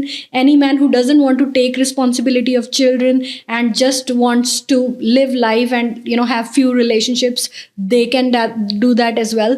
So ਹੁਣ ਜਿਹੜੀ ਇਹ society open ਹੋ ਰਹੀ ਹੈ, so it is good and healthy for everyone। Right. ਪਰ ਕਿਤੇ ਨਾ ਕਿਤੇ ਇਹਨੇ ਇਕੋਨਮੀ ਨੂੰ ਬਹੁਤ ਵੱਡਾ ਧੱਕਾ ਦੇਣਾ, ਚਲੋ ਉਹ ਆਪਾਂ ਕਿਸੇ ਦਿਨ ਹੋਰ ਗੱਲ ਕਰਾਂਗੇ। We won't have enough people to replace। I know, because ਇਹ ਇਕੋਨੋਮਿਕਲੀ ਸ਼ਾਇਦ ਇਹ ਬਹੁਤ ਚੈਲੰਜਿੰਗ ਹੋ ਜਾਏਗਾ ਆਉਣ ਵਾਲੀ ਜਨਰੇਸ਼ਨ ਲਈ, slump ਆਊਗਾ। ਹਾਂਜੀ, ਕਿਉਂਕਿ infrastructure is not ready to have less human how we have at the moment. ਪਰ ਇਹਦੇ ਨਾਲ ਹੁਣ ਮੈਂ ਜਿਹੜੀ ਗੱਲ ਕਰਨਾ ਚਾਹੁੰਦੀ ਸੀ ਐਡਜਸਟਮੈਂਟਸ ਦੇ ਬਾਰੇ, ਕਿਉਂਕਿ ਜਿਹੜੇ ਲੋਕੀ ਚਲੋ ਫਿਊਚਰ 'ਚ ਆਪਾਂ ਗੱਲ ਕੀਤੀ ਹੈ ਕਿ ਜਿਹੜੇ ਹੋਣਗੀਆਂ ਮੈਰਿਜਸ ਉਹ ਇਸ ਬੇਸ 'ਤੇ ਹੋਣਗੀਆਂ ਜਾਂ ਉਹ ਮੋਰ ਕੌਨਸ਼ੀਅਸ ਲੈਵਲ 'ਤੇ ਰਿਲੇਸ਼ਨਸ਼ਿਪ ਨੂੰ ਨਿਭਾ ਸਕਦੇ ਆ, ਪਰ ਜਿਹੜੇ ਹੁਣ ਚੱਲ ਰਹੇ ਆ ਉਹ ਐਡਜਸਟਮੈਂਟਸ ਨੂੰ, ਬਿਕੋਜ਼ ਇਟਸ ਸੱਚ ਅ ਹੈਵੀ ਵਰਡ ਔਰ ਇਹ ਡਰਾਵਨਾ ਵੀ ਲੱਗਦਾ, ਇਹਨੂੰ ਕਿਸ ਤਰ੍ਹਾਂ ਦੇਖਣ? ਐਡਜਸਟਮੈਂਟ ਆਪਾਂ ਨੂੰ ਕਰਨ ਦੀ ਲੋੜ ਨਹੀਂ ਹੋਣੀ ਚਾਹੀਦੀ ਜੇ ਆਪਣਾ ਪਿਆਰ ਭਰਾ ਰਿਲੇਸ਼ਨਸ਼ਿਪ ਆ, ਬਿਕੋਜ਼ ਜੋ ਵੀ ਕੁਝ ਆਰਗੈਨਿਕ ਚੱਲਦਾ ਹੈ ਨਾ ਉਹਦੀ ਹੀ ਲੌਂਜੀਵਿਟੀ ਹੁੰਦੀ ਹੈ। ਫੋਰ ਐਗਜ਼ਾਮਪਲ ਨੇਚਰ, ਠੀਕ ਹੈ, ਨੇਚਰ ਆਪਣੇ ਨਾਲ ਐਡਜਸਟ ਨਹੀਂ ਕਰ ਰਿਹਾ, ਆਪਾਂ ਨੇਚਰ ਨਾਲ ਐਡਜਸਟ ਨਹੀਂ ਕਰ ਰਹੇ, ਠੀਕ ਹੈ। We have a silent understanding ਕਿ ਇਹ 5 ਸੀਜ਼ਨਸ ਹੋਣਗੇ ਤੇ ਇਹਦੇ ਅਕੋਰਡਿੰਗਲੀ ਆਪਾਂ ਆਪਣੇ ਆਪ ਨੂੰ ਢਾਲਣਾ ਹੈ, ਆਪਣੇ ਆਪ ਨੂੰ ਅਡੈਪਟ ਕਰਨਾ ਹੈ। ਤੇ ਜਦੋਂ ਅਲਾਈਨਮੈਂਟ ਹੁੰਦੀ ਆ ਉਦੋਂ ਆਪਾਂ ਅਡੈਪਟ ਕਰਦੇ ਹਾਂ, ਜਦੋਂ ਐਡਜਸਟਮੈਂਟ ਹੁੰਦੇ ਆ ਉਦੋਂ ਇੱਕ ਜਣੇ ਨੂੰ ਸੈਕਰੀਫਾਈਸ ਕਰਨਾ ਹੀ ਪੈਂਦਾ। ਤੁਹਾਡੇ ਫਰੈਂਡਸ ਵੀ ਕਹਿੰਦੇ, ਤੁਹਾਡੀ ਫੈਮਿਲੀ ਵੀ ਕਹਿੰਦੀ ਹੈ ਤੈਨੂੰ ਐਡਜਸਟਮੈਂਟ ਨਹੀਂ ਕਰਨੀ ਆਉਂਦੀ, ਤਾਂ ਆਪਾਂ ਉਸ ਸਿਨੈਰੀਓ 'ਚ ਕਿਵੇਂ ਇਹਨੂੰ ਦੇਖਣਾ? ਉਸ ਸਿਨੈਰੀਓ ਦੇ ਵਿੱਚ ਆਪਾਂ ਨੂੰ ਕੌਨਸ਼ੀਅਸਲੀ ਲਰਨ ਕਰਨਾ ਪਊਗਾ ਕਿ ਆਪਾਂ ਨੈਗੋਸ਼ੀਏਟ ਕਿਵੇਂ ਕਰਨਾ। ਜਦੋਂ ਹੁਣ ਆਪਾਂ ਫੋਰ ਐਗਜ਼ਾਮਪਲ ਆਪਾਂ ਜੌਬ ਕਰਦੇ ਹਾਂ, ਠੀਕ ਹੈ, ਜੌਬ ਦੇ ਵਿੱਚ ਸਾਰਾ ਕੁਝ ਆਪਣੇ ਅਨੁਸਾਰ ਤਾਂ ਹੁੰਦਾ ਨਹੀਂ, ਠੀਕ ਹੈ। There are people coming from different backgrounds, ਠੀਕ ਹੈ। ਘਰ ਦੇ ਵਿੱਚ ਤਾਂ ਸਿਰਫ ਲਾ ਲਓ ਆਪਣੇ ਹਸਬੈਂਡ ਨੇ, ਜਾਂ ਜੇ ਤੁਸੀਂ ਜੁਆਇੰਟ ਫੈਮਿਲੀ 'ਚ ਰਹਿੰਦੇ ਹੋ ਤਾਂ 5 ਹੋਰ ਫੈਮਿਲੀ ਮੈਂਬਰਸ ਨੇ। ਬਟ ਜਦੋਂ ਆਪਾਂ ਇੱਕ 300 ਪੀਪਲ ਜਾਂ 400 ਪੀਪਲ ਜਾਂ 60,000 ਪੀਪਲ ਦੀ ਆਰਗੇਨਾਈਜੇਸ਼ਨ 'ਚ ਤੁਸੀਂ ਕੰਮ ਕਰ ਰਹੇ ਹੋ, everybody has a different point of view, ਲੇਕਿਨ ਉੱਥੇ ਇੱਕ ਕੋਡ ਆਫ ਐਥਿਕਸ ਹੁੰਦਾ, ਠੀਕ ਹੈ, that everyone will adapt to this code of ethics, so everyone feels safe। ਜਦੋਂ ਆਪਾਂ ਸੇਫ ਫੀਲ ਕਰਦੇ ਹਾਂ ਆਪਾਂ ਟਰਸਟ ਓਰੀਜਿਨੇਟ ਹੁੰਦਾ ਆਪਣੇ ਅੰਦਰ। ਜਦੋਂ ਆਪਾਂ ਟਰਸਟ ਕਰਦੇ ਹਾਂ ਇੱਕ ਦੂਜੇ ਨੂੰ ਤਾਂ ਫਿਰ ਜਾ ਕੇ ਆਪਾਂ ਇੱਕ ਦੂਜੇ ਨਾਲ ਇੰਟੀਗ੍ਰੇਟ ਕਰ ਸਕਦੇ ਹਾਂ। Correct. So that is why negotiation is very important. ਤਾਂ ਜਿੰਨੇ ਫੈਮਿਲੀ ਮੈਂਬਰਸ ਨੇ ਜੇ ਉਹ ਬੈਠ ਕੇ ਆਪਣਾ ਇੱਕ ਸ਼ੇਅਰਡ ਅਗਰੀਮੈਂਟ ਬਣਾ ਲੈਣ that this is the way how we are going to have our routine, ਠੀਕ ਹੈ। ਇਸ ਟਾਈਮ ਆਪਾਂ ਮੀਲਸ ਬਣਾਵਾਂਗੇ, ਇਸ ਤਰ੍ਹਾਂ ਪਾਰਟੀਸਿਪੇਟ ਕਰਾਂਗੇ, ਜਿਸ ਇਸ ਤਰ੍ਹਾਂ ਦਾ ਕੋਈ ਰੂਟੀਨ ਉਹ ਸੈਟਅਪ ਕਰ ਲੈਣ ਵਿਚ is agreeable to everyone, that kind of negotiation happens, ਤਾਂ ਹੀ ਅੱਜ ਕੱਲ੍ਹ ਮੈਰਿਜਸ ਚੱਲ ਸਕਦੀਆਂ ਨੇ। ਐਡਜਸਟਮੈਂਟ ਦੇ ਉੱਪਰ ਕੋਈ ਮੈਰਿਜ ਨਹੀਂ ਚੱਲ ਸਕਦੀ। ਤੇ ਅਲਾਈਨਮੈਂਟ ਤੇ ਉਹਦੇ ਲਈ ਜ਼ਰੂਰੀ ਇਹ ਹੈਗਾ ਕਿ ਤੁਸੀਂ ਇੱਕ ਦੂਜੇ ਦੀਆਂ ਜ਼ਰੂਰਤਾਂ ਸਮਝ ਕੇ, ਇੱਕ ਦੂਜੇ ਦੀ ਰੂਟੀਨ ਸਮਝ ਕੇ ਉਹਦੇ ਵਿੱਚ ਉਹਦੇ ਹਿਸਾਬ ਨਾਲ ਆਪਣਾ ਡੇ ਐਡਜਸਟ ਕਰਨਾ। ਹੁਣ ਇੱਥੇ ਇਹ ਬਹੁਤ ਇੰਪੋਰਟੈਂਟ ਹੈ ਕਿ ਤੁਸੀਂ, ਮੈਂ ਤੁਹਾਡਾ ਨਾ ਦੇਖਾਂ, ਤੁਸੀਂ ਮੇਰਾ ਨਾ ਦੇਖੋ, ਕਿ ਆਪਾਂ ਕਈ ਵਾਰ ਗੁਆਂਢੀਆਂ ਦਾ ਦੇਖ ਕੇ ਹੀ ਕਹਿ ਦਿੰਦੇ ਲੈ ਵੀ ਉਹ ਤਾਂ ਐਂ ਕਰਦੇ ਆ ਤੇ ਇੱਥੋਂ ਨਹੀਂ ਹੁੰਦਾ, ਕਿਉਂਕਿ one size doesn't fit all. ਹਾਂ, ਇਹ ਬਹੁਤ ਜ਼ਰੂਰੀ ਹੈ ਹਨਾ, ਕਿਉਂਕਿ ਇਹ ਬੜਾ ਪ੍ਰੋਬਲਮ ਹੋ ਜਾਂਦਾ। ਮੇਰੀ ਮਾਸੀ ਦੇ ਘਰੇ ਤਾਂ ਇਦਾਂ ਹੁੰਦਾ, ਉਹ ਤਾਂ ਕਰ ਲੈਂਦੇ ਆ, ਕਿਉਂਕਿ ਕਈ ਵਾਰ ਰੀਜ਼ਨ ਇਹ ਵੀ ਬਣ ਜਾਂਦਾ ਕਿ ਕੰਪੈਰੀਜ਼ਨ। ਤੇ ਕੰਪੈਰੀਜ਼ਨ ਤੋਂ ਕਿਵੇਂ ਬਚਣਾ, ਫਿਰ ਇਹ ਵੀ ਨਾਲ ਆਪਾਂ ਗੱਲ ਕਰਦੇ ਜਾਈਏ। ਐਬਸੋਲਿਊਟਲੀ, ਕੰਪੈਰੀਜ਼ਨ ਤੋਂ ਬਚਣ ਦਾ ਇੱਕ ਤਰੀਕਾ ਕਿ you should know who you are first. ਠੀਕ ਹੈ, ਪਹਿਲਾਂ ਆਪਣੇ ਆਪ ਨੂੰ ਜਾਣਨ ਦੀ ਕੋਸ਼ਿਸ਼ ਕਰੋ, ਡੂ ਸਮ ਇਨਰ ਵਰਕ। ਠੀਕ ਹੈ, ਹੂ ਐਮ ਆਈ, ਆਪਣੇ ਆਪ ਨੂੰ ਜਾਣੋ, ਵਟਸ ਯੋਰ ਆਈਡੈਂਟੀਟੀ, ਕਿਹੜੀਆਂ ਤੁਹਾਡੀਆਂ ਸੇਫਟੀ ਦੀਆਂ ਨੀਡਸ ਨੇ, ਕਿਹੜੇ ਤੁਸੀਂ ਅਗਰੀਮੈਂਟ ਬਚਪਨ 'ਚ ਕੀਤੇ ਹੋਏ ਆ। ਕਿਉਂਕਿ ਮੈਂ ਇਹ ਦੇਖਿਆ ਨਾ, ਜਿਨ੍ਹਾਂ ਦੀ ਆਪਣੇ ਘਰ 'ਚ ਨਹੀਂ ਬਣਦੀ ਹੁੰਦੀ ਨਾ, ਉਹਨਾਂ ਦੀ ਕਈ ਵਾਰ, now I don't want to generalise it, but ਉਹਨਾਂ ਦੀ ਕਈ ਵਾਰ ਆਫਿਸ 'ਚ ਵੀ ਨਹੀਂ ਬਣਦੀ ਹੁੰਦੀ, ਕਈ ਵਾਰ ਉਹਨਾਂ ਦੀ ਆਪਣੇ ਫਰੈਂਡ ਗਰੁੱਪਸ 'ਚ ਵੀ ਨਹੀਂ ਬਣਦੀ ਹੁੰਦੀ। ਐਂਡ ਜਦੋਂ ਆਪਾਂ ਨੂੰ ਇਹ ਪਤਾ ਲੱਗ ਜੇ ਨਾ ਕਿ ਹੋਰਾਂ ਦੀ ਚਾਹੇ ਗਲਤੀ ਹੋਵੇ ਜਾਂ ਨਾ ਹੋਵੇ, ਬਟ ਜਿਹੜੇ ਵੀ ਮੇਰੇ ਰਿਲੇਸ਼ਨਸ਼ਿਪਸ ਵਰਕ ਨਹੀਂ ਕਰ ਰਹੇ ਨਾ, ਉਸ 'ਚ ਕਾਮਨ ਫੈਕਟਰ ਮੈਂ ਤਾਂ ਹੈ, ਆਈ ਐਮ ਦੇਅਰ। ਐਂਡ ਹੋਰ ਕਿਸੇ ਨੂੰ ਇੰਪਰੂਵ ਕਰਨ ਦੀ ਲੋੜ ਪਵੇ ਨਾ ਪਵੇ, ਪਰ ਮੈਨੂੰ ਜ਼ਰੂਰ ਆ। ਜਦੋਂ ਤੁਸੀਂ ਇਹ ਵਾਲੀ ਆਬਜ਼ਰਵੇਸ਼ਨ ਕਰ ਲੈਂਦੇ ਹੋ ਨਾ ਆਪਣੀ ਲਾਈਫ 'ਚ, that's when you become open to change, to guidance, to teachings. And ਫਿਰ ਤੁਸੀਂ ਡਿਸਾਈਡ ਕਰੋ ਕਿ ਤੁਹਾਡਾ ਗੁਰੂ ਕੌਣ ਹੋਊਗਾ। Do you want to read books, self help books, and then bring that transformation, or do you want to have a guru ਜਿਹਦੇ ਕਰਕੇ ਤੁਸੀਂ you know, some people are not good at reading, but they can certainly listen to someone who has accomplished something in their life, right? ਤੇ ਉਹਨੂੰ ਉਹ ਸੁਣ ਕੇ ਉਹਨਾਂ ਤੋਂ inspire ਹੋ ਕੇ ਵੀ ਆਪਣੀ ਲਾਈਫ ਚੇਂਜ ਕਰ ਸਕਦੇ ਆ। And then there are various ways of doing it. ਅੱਜ ਕੱਲ੍ਹ ਤਾਂ ਪੋਡਕਾਸਟ ਨੇ, ਯੂ ਨੋ, ਤੁਸੀਂ ਜਿਹੜੇ ਪੋਡਕਾਸਟਰ ਨੂੰ ਤੁਸੀਂ ਸੁਣਦੇ ਹੋ, ਜਿਨ੍ਹਾਂ ਨੂੰ ਤੁਹਾਨੂੰ ਲੱਗਦਾ ਹੈ ਕਿ ਦੇ share deep knowledge, deep information, I am not talking about ਜਿਹੜੇ ਸੁਪਰਫਿਸ਼ੀਅਲ ਤੁਸੀਂ ਸਬਜੈਕਟ ਟੱਚ ਕਰਕੇ ਛੱਡਤਾ, but you know people who go to the deeper level. ਤੇ ਜੇ ਉਹੋ ਜਿਹੇ ਪੋਡਕਾਸਟਰਸ ਨੂੰ ਤੁਸੀਂ ਸੁਣਦੇ ਹੋ, then definitely you will bring a change in yourself, and that change will reflect in your partner as well, because your partner is going to calibrate, ਕਿਉਂਕਿ ਹੁਣ ਉਹਨਾਂ ਦਾ ecosystem change ਹੋ ਰਿਹਾ ਤੁਹਾਡੀ ਵਜ੍ਹਾ ਨਾਲ। they are feeling safer, so when they feel safer they are going to recalibrate, calm down and approach you in a different way as well. ਤੇ ਇਹਦੇ ਨਾਲ ਮੈਂ ਇੱਕ ਗੱਲ ਹੋਰ ਕਰਨਾ ਚਾਹਾਂਗੀ, ਕਿਉਂਕਿ ਇਹ ਵੀ ਕਿਤੇ ਨਾ ਕਿਤੇ ਇੰਪੋਰਟੈਂਟ ਹੋ ਜਾਂਦਾ, ਇਹ ਡਿਸਕਸ ਕਰਨਾ ਤੇ ਇਹਨੂੰ ਸਮਝਣਾ। ਕਿਉਂਕਿ ਜਿਹੜੀ ਅਸੀਂ ਲਾਈਫ ਕਈ ਵਾਰ ਇਮੈਜਿਨ ਕਰਦੇ ਹਾਂ, the life we plan, ਪਰ ਲਾਈਫ ਦੇ ਆਪਣੇ ਵੀ ਪਲਾਨ ਹੁੰਦੇ ਆ। ਇੱਕ ਸਾਡੇ ਪਲਾਨ ਹੁੰਦੇ ਜ਼ਿੰਦਗੀ ਲਈ, ਇੱਕ ਜ਼ਿੰਦਗੀ ਦੇ ਸਾਡੇ ਲਈ ਪਲਾਨ ਹੁੰਦੇ ਆ। ਸੇਮ ਵੇ ਇੱਕ ਸਾਡਾ ਦੇਖਣ ਦਾ ਨਜ਼ਰੀਆ ਮੈਰਿਜ ਨੂੰ, ਕਿ ਅਸੀਂ ਇਹਨੂੰ ਮੈਰਿਜ ਨੂੰ ਇੱਦਾਂ ਸੋਚਦੇ ਹਾਂ, ਇਮੈਜਿਨ ਕਰਦੇ ਹਾਂ, ਪਰ ਰੀਅਲੀ ਜਿਹੜੀ ਮੈਰਿਜ ਆ, ਉਹ ਜਿਹੜੀ ਲਿਵੇਬਲ ਮੈਰਿਜ ਤੁਹਾਡੇ ਲਈ ਅਗੇਨ ਇਹ ਪਰਸਨਲਾਈਜ਼ਡ ਹੋ ਜਾਂਦਾ, ਕਿਉਂਕਿ ਸਾਰਿਆਂ ਦੇ ਸਰਕਮਸਟੈਂਸਿਸ, ਉਹਨਾਂ ਦੀ ਪਰਸਨੈਲਿਟੀਜ਼ ਇੰਨੀਆਂ ਯੂਨੀਕ ਹੁੰਦੀਆਂ ਕਿ ਉਹ ਜਦੋਂ ਲਿਵਿੰਗ ਕੰਡੀਸ਼ਨ 'ਚ ਆਉਂਦੀ ਉਹ ਹੋਰ ਹੁੰਦੀ ਹੈ, ਇਮੈਜਿਨ 'ਚ ਹੋਰ ਹੁੰਦੀ ਹੈ, ਅਤੇ ਜਦੋਂ ਆਪਾਂ ਜੀ ਰਹੇ ਹਾਂ ਉਹ ਹੋਰ ਹੁੰਦੀ ਆ। ਕਈ ਵਾਰ ਲੋਕ ਉਹਦੇ ਦਬਾਅ ਥੱਲੇ ਆ ਕੇ ਡਿਪਰੈਸਡ ਹੋ ਜਾਂਦੇ ਆ, ਸੁਸਾਈਡਲ ਅਟੈਂਪਟ ਤੱਕ ਕਰਦੇ। ਆਮ ਸੋ ਸੋਰੀ ਟੂ ਸੇ ਦੈਟ, ਕਿ ਜਦੋਂ ਤੁਹਾਨੂੰ ਇਹ ਪਤਾ ਲੱਗੇ ਕਿ ਇਹ ਕਲੈਸ਼ ਹੋ ਗਿਆ ਬੁਰੀ ਤਰ੍ਹਾਂ, ਇਮੈਜਿਨ ਅਤੇ ਰਿਐਲਿਟੀ ਇਹ ਦੋਨੋਂ ਮੈਚ ਨਹੀਂ ਕਰ ਰਹੀਆਂ, ਫਸਟ ਸਟੈਪ ਕੀ ਹੋਣਾ ਚਾਹੀਦਾ? ਆਪਾਂ ਇਹਨੂੰ ਥੋੜ੍ਹੇ ਜਿਹੇ ਸਟੈਪਸ 'ਚ ਬ੍ਰੇਕ ਡਾਊਨ ਕਰ ਲਈਏ, ਤਾਂ ਕਿ ਦੇਖਣ ਵਾਲਾ ਸਮਝੇ ਓਕੇ ਮੈਂ ਇਹਦੇ ਨਾਲ ਇਕੱਲੇ ਨਾਲ ਨਹੀਂ ਹੋ ਰਿਹਾ, ਮੈਂ ਕੁਛ ਕਰ ਸਕਦਾ। ਐਬਸੋਲਿਊਟਲੀ। ਅਤੇ ਜਦੋਂ ਆਪਾਂ ਨੂੰ ਕੰਟਰਾਸਟ ਪਤਾ ਲੱਗ ਗਿਆ ਕਿ ਜੋ ਆਪਾਂ ਇਮੈਜਿਨ ਕੀਤਾ ਸੀ, ਰਿਐਲਿਟੀ ਉਸ ਤੋਂ ਬਿਲਕੁਲ ਆਪੋਜ਼ਿਟ ਆ, ਤਾਂ ਇਸ ਦਾ ਮਤਲਬ ਇਹ ਕਿ ਨੀਂਵ ਰੱਖੀ ਜਾ ਚੁੱਕੀ ਆ, ਸੀਡ ਇਜ਼ ਦੇਅਰ। ਆਪਾਂ ਨੂੰ ਪਤਾ ਲੱਗ ਗਿਆ ਕਿ ਪ੍ਰੈਕਟੀਕੈਲਿਟੀ ਨਹੀਂ ਸੀਗੀ ਆਪਣੀ ਅਪਰੋਚ, ਰਾਈਟ? ਤਾਂ ਇਹ ਜਿਹੜੀ ਸਰਕਮਸਟੈਂਸ ਹੈ ਨਾ, it is giving you a language to what you are or your approach that you are impractical. ਤਾਂ ਸਭ ਤੋਂ ਪਹਿਲਾਂ ਐਕਸੈਪਟ ਕਰਨਾ ਜ਼ਰੂਰੀ ਹੈ that I was impractical but I can do better. ਤੇ ਉਹ ਬੈਟਰ ਕਰਨ ਲਈ you need to understand again ਆਪਣੀਆਂ ਨੀਡਸ, ਤੁਹਾਡੀਆਂ ਆਪਣੀਆਂ ਸੇਫਟੀ ਦੀਆਂ ਨੀਡਸ ਕੀ ਨੇ, ਠੀਕ ਹੈ, ਉਹਨਾਂ ਨੂੰ understand. Now you can understand it from various different reflective sources, like therapy ਕਰ ਸਕਦੇ ਹੋ ਤੁਸੀਂ ਬੁੱਕਸ ਪੜ੍ਹ ਸਕਦੇ ਹੋ, ਤੁਸੀਂ ਗਾਈਡ ਚੂਜ਼ ਕਰ ਸਕਦੇ ਹੋ। there are various self talk ਕੀ ਹੋਣੀ ਚਾਹੀਦੀ ਉਸ ਟਾਈਮ? self talk ਉਸ ਟਾਈਮ ਤੇ ਹੋਣੀ ਚਾਹੀਦੀ ਹੈ that I'll get there, you know, ਕਿਉਂਕਿ ਸਭ ਤੋਂ ਜਿਹੜੀ ਘਾਤਕ ਚੀਜ਼ ਹੈ ਉਹ ਸੈਲਫ ਟਾਕ ਹੈ, ਕਿਉਂਕਿ ਆਪਾਂ ਉਹਦੇ ਚੋਂ ਨਹੀਂ ਬਾਹਰ ਨਿਕਲ ਪਾਉਂਦੇ, ਹੈ ਨਾ? ਹਾਂਜੀ। ਤਾਂ ਇੱਕ ਬੜੀ ਕਾਮਨ ਸੇਇੰਗ ਆ, ਰੋਮ ਵਾਜ਼ ਨਾਟ ਬਿਲਡ ਇਨ ਅ ਡੇ, ਕਰੈਕਟ, ਬਿਲਟ ਇਨ ਅ ਡੇ। ਤਾਂ ਫਿਰ ਜੇ ਤੁਸੀਂ ਅੱਜ ਸੋਚਿਆ that ਅੱਜ ਰਿਫਲੈਕਟ ਕੀਤਾ ਕਿ ਤੁਸੀਂ ਇੰਪ੍ਰੈਕਟੀਕਲ ਸੀਗੇ।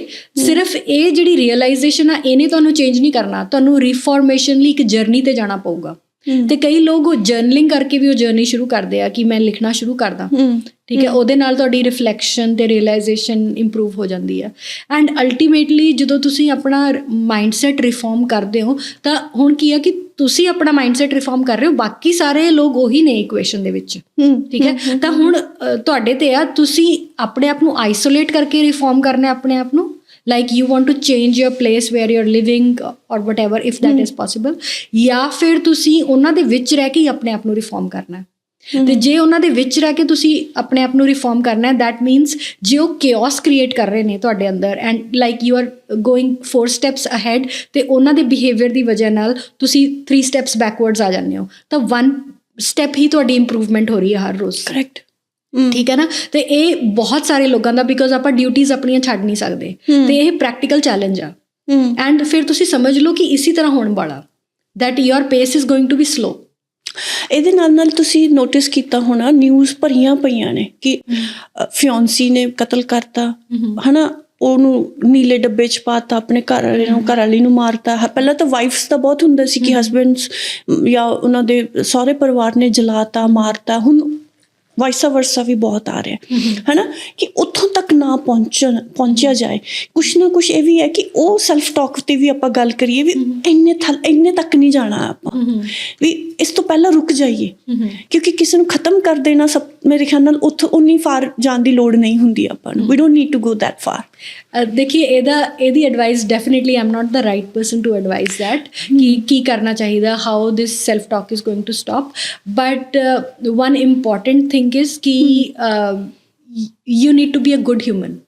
ਸਭ ਤੋਂ ਪਹਿਲਾਂ ਤਾਂ ਆਪਣੇ ਆਪ ਨੂੰ better as a human being ਬਣਾਉਣ ਦੀ ਲੋੜ ਹੈ। So what all do you need to do in order to become a good human, livable human, ਜਿਹਦੇ ਨਾਲ ਕੋਈ coexist ਕਰ ਸਕੇ, and that journey starts from inner work। ਤਾਂ ਉਹ inner work ਕਰਨਾ ਬਹੁਤ ਜ਼ਰੂਰੀ ਹੈ। ਰਾਈਟ, ਕਿਉਂਕਿ ਜਿਹੜੀਆਂ ਮੈਰਿਜਸ ਨੇ, ਹੈ ਨਾ, ਹੁਣ ਆਪਾਂ ਗੱਲ ਕਰ ਰਹੇ ਹਾਂ ਕਿ ਇਹ ਕਈ ਵਾਰ ਸਰਫੇਸ ਲੈਵਲ 'ਤੇ ਸੁਪਰਫਿਸ਼ੀਅਲੀ ਆਪਾਂ ਕਰ ਰਹੇ ਹਾਂ, ਹੈ ਨਾ। ਅਤੇ ਹੁਣ ਮੈਨੂੰ ਇਹ ਦੱਸੋ ਕਿ good marriage is a myth, ਕਿ ਇਹ ਵਾਕਈ ਆਪਾਂ ਅਟੇਨ ਕਰ ਸਕਦੇ ਹਾਂ? ਇਫ ਯੈਸ ਤਾਂ give me few steps how to do it. Absolutely. Good marriage is certainly possible, ਪਰ good marriage ਜਿਹੜੀ ਹੈ ਨਾ ਉਹ good intention ਵਾਲੇ ਲੋਕ ਹੀ build ਕਰ ਸਕਦੇ ਆ। What that means is ਕਿ ਹੋ ਸਕਦਾ ਤੁਹਾਡਾ unconscious behavior ਜਿਹੜਾ ਉਹ ਦੂਸਰੇ ਨੂੰ ਕੱਟ ਰਿਹਾ, ਉਹ ਦੂਸਰੇ ਨੂੰ ਮਿਨੀਮਾਈਜ਼ ਕਰ ਰਿਹਾ, ਉਹਨਾਂ ਦੀ ਫੀਲਿੰਗਸ ਟ੍ਰਿਵਿਲਾਈਜ਼ ਕਰ ਰਿਹਾ, ਉਹਨਾਂ ਦੀ ਸੇਫਟੀ ਪ੍ਰੀਓਰੀਟਾਈਜ਼ ਨਹੀਂ ਕਰ ਰਿਹਾ। ਇਹ ਤੁਹਾਡਾ ਅਨਕੌਂਸ਼ੀਅਸ ਬਿਹੇਵੀਅਰ ਆ।